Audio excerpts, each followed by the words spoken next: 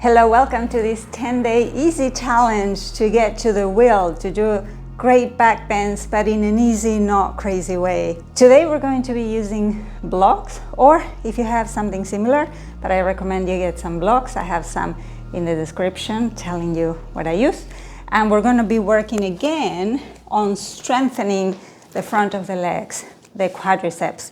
Now you may think that has nothing to do with back bends, but it's actually 50% of it, because the opening of the back is important, but the coming back and the being able to go deeper into it is all in the strength. Kneel, sit over your heels with the legs parallel and slightly apart, so about hip distance.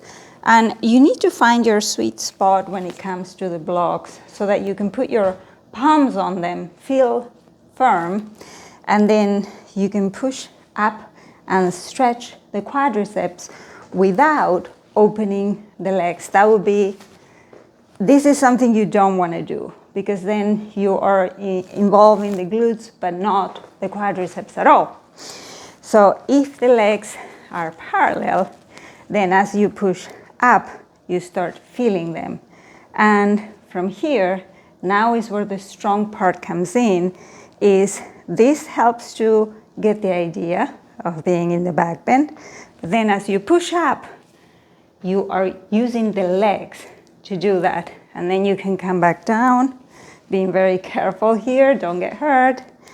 And then try to come up with the legs. So engage those quadriceps, push down with your feet and up. You can sort of give yourself some momentum with the palms, but eventually you want it to just be the legs that are bringing you up. And as you get better at it, you can lower the bricks or the blocks, but don't push it. Remember, this is something we do at home when we're back, relaxed. It's better in the afternoon when the body is a little more open. And so now I can come from here and push up and down. So this helps the arching mechanism.